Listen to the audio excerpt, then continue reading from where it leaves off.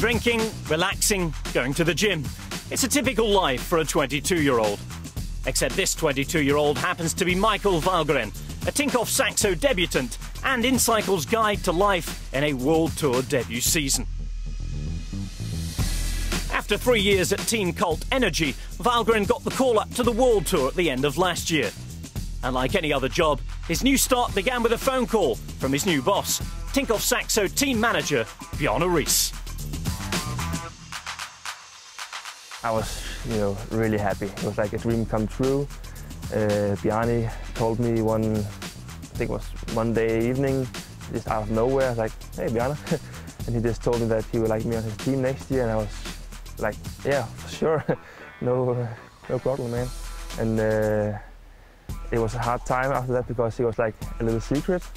I was having a hard time not telling everybody because all my friends, and they also wanted me to become professional. But yeah, it's just amazing. He may have kept his big move quiet, but his talent has certainly not remained a secret. Valgren's promise was enough to earn him a place at the first World Tour event of the year, the Tour Down Under, a long way from his early days on a bike in Denmark. I was just riding my bike for fun, I think it was a good sport. I had some good mates around the sport. But then after a couple of years, when I grew into the junior, I became pretty good, and then I was thinking about maybe I can turn pro. But I still was studying in the school. But I think that also makes me a bit stronger, having something to do otherwise than just cycling. Now Valgren can count himself amongst the cycling stars he watched as a junior, something that came as a surprise to him and his first training camp. Yeah, first of all, I've been on the training camp with the team two times, and it was completely different. You can, riders as Corsica, Contador, come and say hello, and that was, it's pretty cool.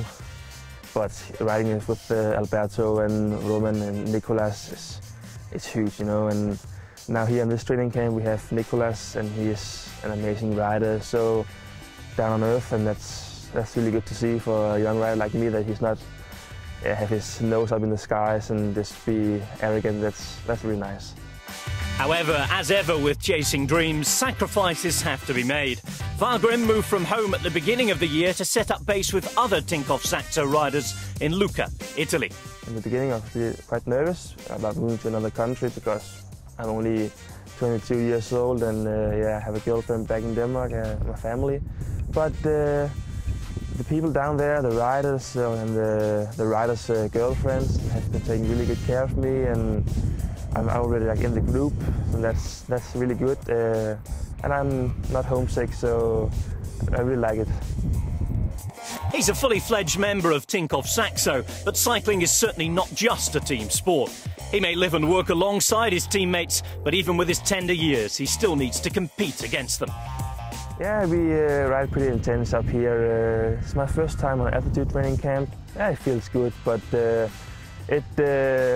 sometimes I get beaten up and stuff, so that's how it's supposed to be. But I like riding in the group because you're giving a little bit more in the efforts because you don't want to look bad, and you are trying to keep up with the best. He may be busy training on Mount Etna or battling in the Tour of Dubai, but Valgren hasn't forgotten home. In fact, that's exactly where his season ambition lies. The Neo-Pro is looking to make a standout return to his native country in the Denmark Rundt at the beginning of August.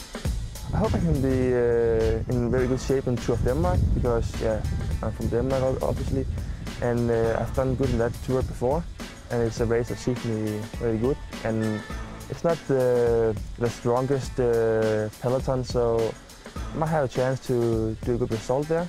And that's a race I'm really looking forward to also. However, that is still a few months away.